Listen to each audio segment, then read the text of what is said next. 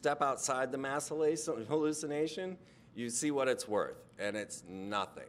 It's nothing. I'm a person who has been on the outside of the cultural norm, living in vehicles, wandering the streets, being home free, and you can see the stress and the horror that most people are suffering through. And believe me, I felt pity for those people I saw behind the registers and the ones that work in the jobs. And, you know, I was like, why aren't you all like me? You know, it really will work, I swear to you, because the thing that happens is people think that if, you know, well, we'll get to it.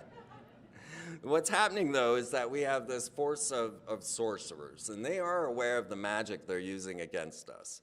And they want to utilize their ego, their willpower, to manifest the things that they want. They want to utilize minimum input to bring about maximum output, but in a very strict and rigid way that they have set up. And it's all based on ego.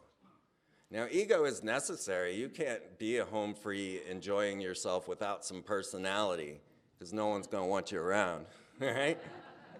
So ego's not something, you know, that you got to try and strip away and become some monk or something of this sage, but the ego is what is guiding us through the programming, through the media streams, through all of the commercials and sitcoms and everything else. They are riding our ego.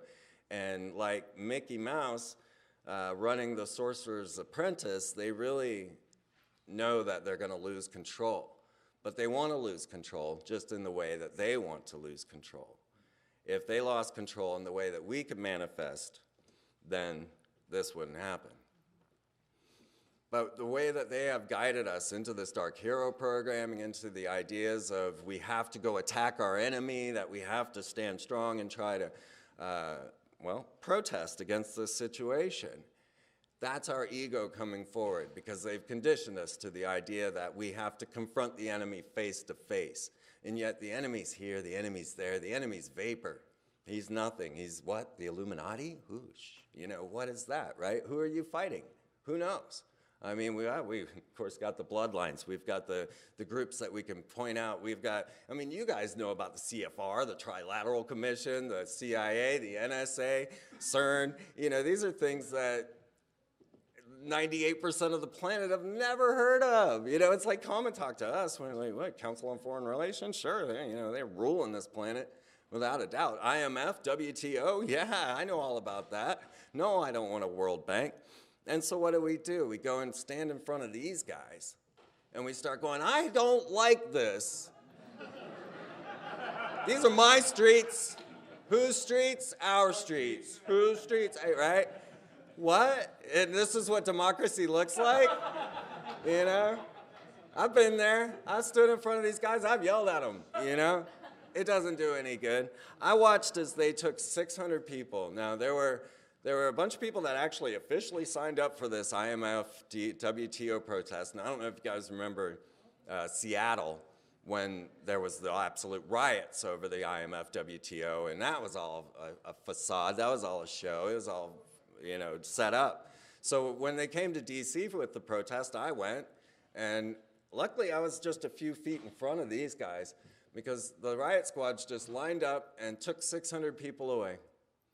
Now, I was standing there yelling at them, screaming at them, like, what are you doing? This is, you know, not constitutional.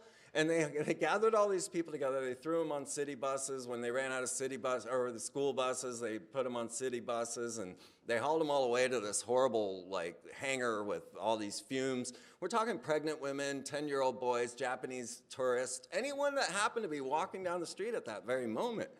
And they charged them all $50 a head.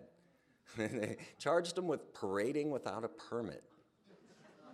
It took them hours, 14 hours. They were there all night long to process every one of them one at a time, $50 a head, cha-ching, $30, 30 grand, thank you very much. Now, those were the people that actually filed the petition to say, I want to do this protest. The rest of us were okay. But, yeah, so who's listening when you're going out there and yelling at these guys? I mean, the only time I ever got a reaction out of a riot squad is when I started calling widows' sons, which is a code word for Freemason. That got their attention. I did not expect that. But yeah, they knew that one. But the rest of it, they're trained to think that you're just animals. And on top of this, they're now conditioning us through all of this police violence and through the ideas that, you know, cops are killing everybody. They're pumping that into you. They want you to know that. They want you to be angry about that. And so that you will react in an improper way. They want to affect your consciousness so that you will attack the enemy, and then they're giving you this as your enemy. I mean, what good does it do? Nothing. Nothing. There's no use to it. After the protest, there were 500,000 people there to say, I'm against the IMF WTO. I don't want this World Bank or International Monetary Fund or any of it, World Trade Organization. 500,000 people gathered together in the streets of DC, shut the whole city down. And yet, who knows? Who knows of it, right? No one. There was news, and every news picture in every newspaper was the one single shot that was showing violence in the protest. Now, I was there the entire time. There was no violence. It was a party, you know.